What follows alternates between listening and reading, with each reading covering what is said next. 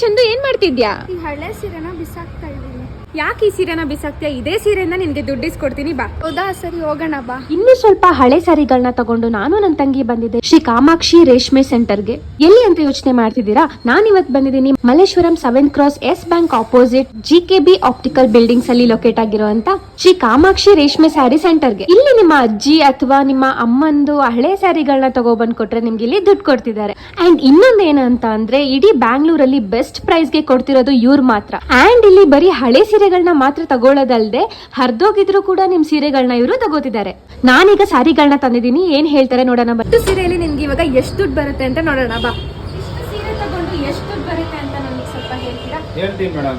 ಇದು actually ಅರ್ಧೋಗಿದೆ sir, ನೀವು ತಗೋತೀರಾ? ಇಷ್ಟಿಲ್ಲ madam, ಇಷ್ಟು ದೊಡ್ಡದಾಗ ಅರ್ಧೋಗಿದ್ರೆ ಹಣ್ಣು ಚಿಂತೆ ತಗೋಬೇಡಿ ಮೇಡಮ್. ನಮ್ಮ ಹತ್ರ ತಗೊಂಬೇಡಿ ಮೇಡಮ್, ಕೈ ತುಂಬಾ ದುಡ್ಡು ತಗೊಂಡೋಗಿ ಮೇಡಮ್. ನೋಡಿ ಮೇಡಮ್, ಪ್ಯೂರಿಟಿ ಚೆಕ್ ಮಾಡ್ತೀವಿ. ಈ ತರ ಬಿಳಿ ಕಲರ್ ಬಂದ್ರೆ ಭಾರಿ ದುಡ್ಡು ಬರುತ್ತೆ ಮೇಡಮ್. ಇದನ್ನು ತಗೊಳ್ತೀವಿ ಮೇಡಮ್. ಈ ಕೆಂಪು ಕಲರ್ ಬಂದ್ರೆ ಬೇರೆ ಕಡೆ ತಗೊಳಲ್ಲ, ನಾವು ಕೆಜಿ ಲೆಕ್ಕ ತಗೊಳ್ತೀವಿ ಮೇಡಮ್.